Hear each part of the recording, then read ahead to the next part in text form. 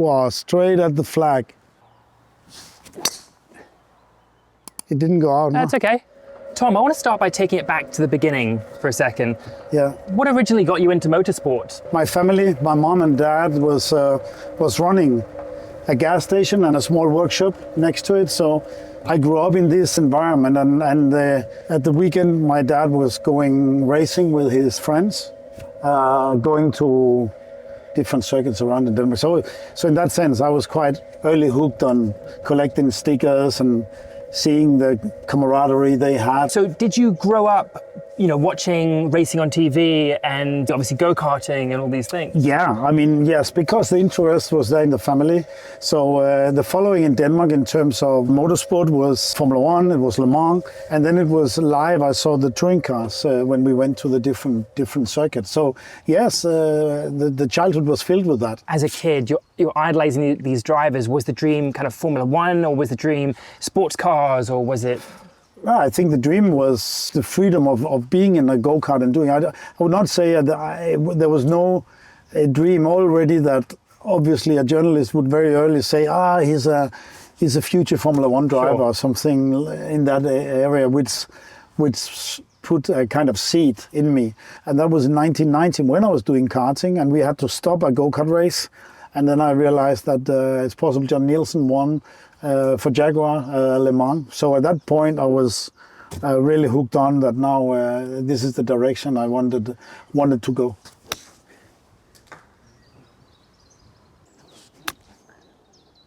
Stop, sit. Not too bad. Sit. Sit. It's a brilliant shot. What about that? Oh, great putt. Great putt, Tom. Tom, you tested multiple F1 cars during your career, Yeah. but never made the switch to a full-time seat. Was there ever an opportunity to shift to Formula One? I tested with Williams when there was a lot of good drivers, and it was very attractive, that seat. That's when I kind of went after winning with Porsche. I went with BMW for sports cars. I would love to have seen that explore, because I'd won Le Mans at that time. That would have been really good. Earlier I had an offer from Minardi for half a season. But after half a season I had to bring quite a decent money to guarantee the rest of the season. And at the same time I had just signed for BMW for Le Mans and for Super Touring with Honda. So I had a double deal, which I loyally fulfilled. So I kindly declined the chance of joining Minardi at that time. And yeah, that's a proper offer, but at the time I had other opportunities and chose differently. Oh, Yeah, you see, oh, they're beautiful. It works. Tom, you got the chance last year to test a modern day Formula One car in the McLaren you were provided by Zach Brown. What was that like, getting to drive a modern day Formula One car? It was a fantastic experience, being in the simulator in Woking and sort of touch base there, I think a month before, and then heading down to Red Bull Ring. It was great, well serviced by the team.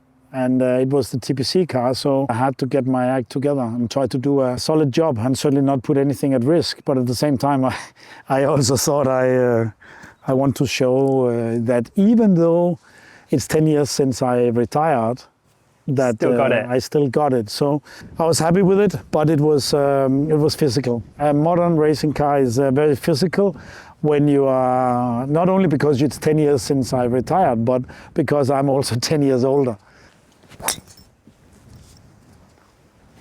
Yeah, it's... What's that over there? I think it will set. I think it's just a bit compromised. Okay. Next. With a lie or something. Great shot.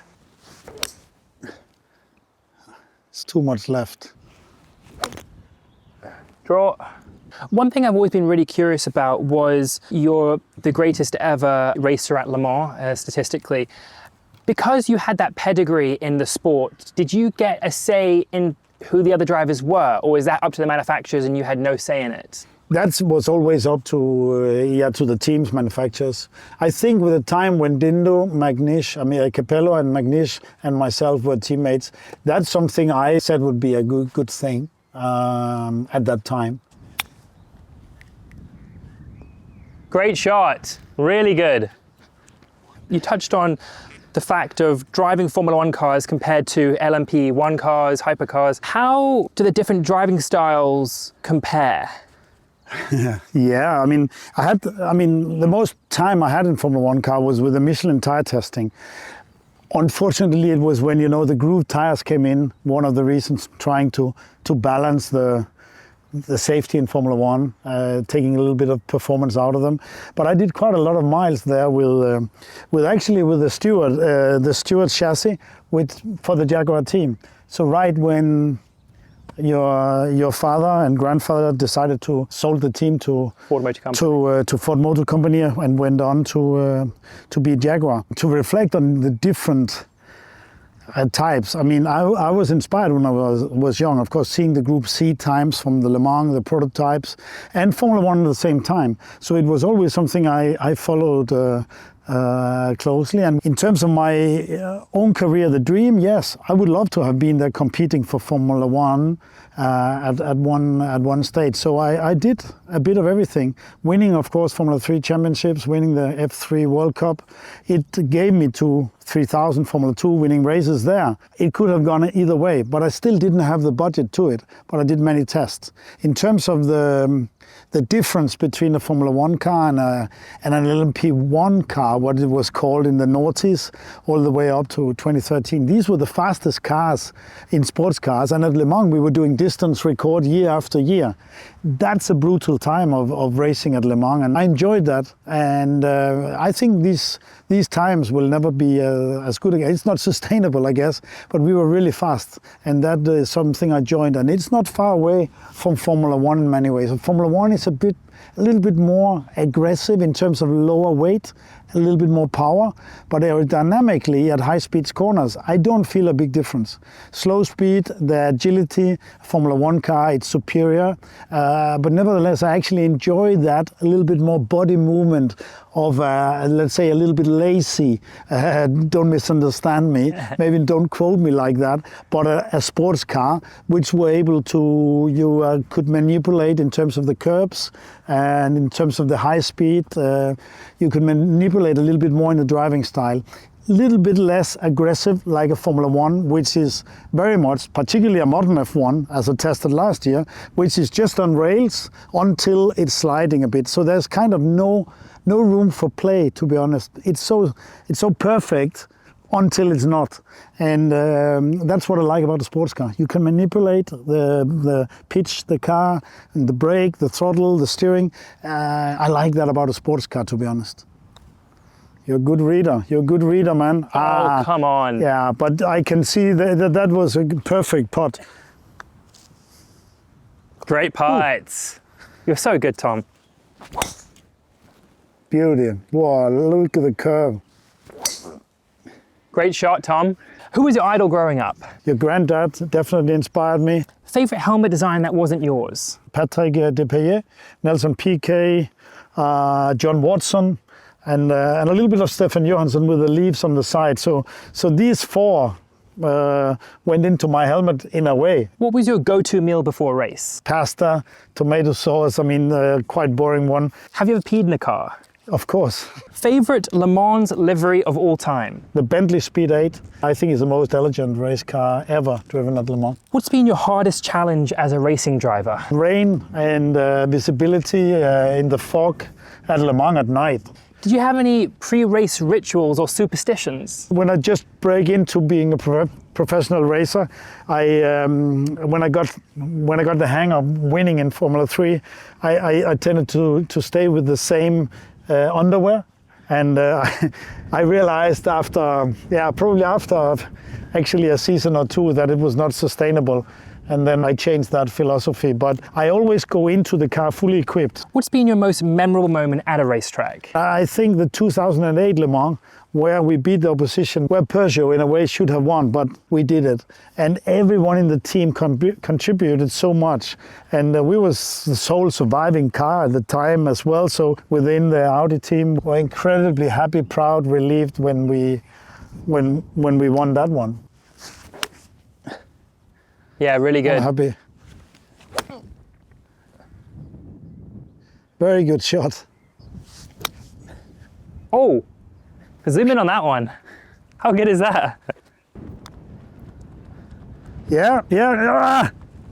Just a little slow. I've had a few today, yeah. Just the Danish green, that's a gimme. It's just so casual, huh? Just so casual. Tom, I have one really dumb question. How do you decide when you're doing Le Mans who goes out first, second, and third? What's the strategy behind it? That's. I mean, you decide that with your team, and you decide that things like this together. Try to optimize what's the best for the strategy. Who will we attack from the start very much? Will we then maybe only do a couple of stints and then change tires, and then probably doing a bit more durable after? Who will like to drive a long time during the night? Who want to be there in the early morning stint when the circuit is really fast? And who wanna be in the car to the finish, which can be a long haul. It might be that you're not able to get out of the car because we need to extend you on the tires. So all that strategy is decided in a group, and then you make all this puzzle together. And it's really important when you leave that group and get going, that everyone is satisfied with what they do, have a good explanation, and then they can focusing on their part of making the wheel turn constantly in a good rhythm. Did you have a preference on going first, or I want to do a big shift at night, or I want to do this? I was the youngest in the team back then, so they expected me to do a good work during the night because I was younger. It's a part of the vision. You will see in terms of a life circle, vision is incredibly important at Le Mans, and particularly at night, and especially back then, as there was no floodlight. It was dark. Very dark. There was not really any indication on the circuit back then. You rely on your eyes and the headlights, and that has also evolved over the time. But I have done different things. I have started, I have finished, I have driven long at night. But again, every year was a little bit different. I mean, when I drove with Dindo and Alan, it was mainly I qualified, Alan started the race, and preferably Dindo finished. Beauty. Not bad. And I like that you cannot see the ground. Did you think what I think? The term GOAT gets thrown around a lot. And I know you're an extremely humble man, but what is it like having the record at Le Mans? It's very, very, very nice, of course. It's incredibly nice. From where you've come from to where you are now, that must be an incredible feeling. Yes, of course. If you've seen me running around up at the gas station with oily hands, shorts, t-shirts, and just figure out where I should put the next sticker on my go-kart, then you reflect on an incredibly path where you are constantly meeting people, and the human element in that journey is of course very fascinating. So kind of looking back at your journey, is there anything you would do differently? The short answer is no, not at all, because you learn, and particularly you learn a lot from the mistakes, from the bad times. And that makes the good times better. But in hindsight, yes, I should have been braking earlier. I shouldn't have tried to overtake just here, or maybe I should have said yes to some of the other opportunities I had along the way. But in short, no, I'm really, really, really happy, and I'm happy to go and play golf here today with you. So in that sense, yeah, c'est la vie.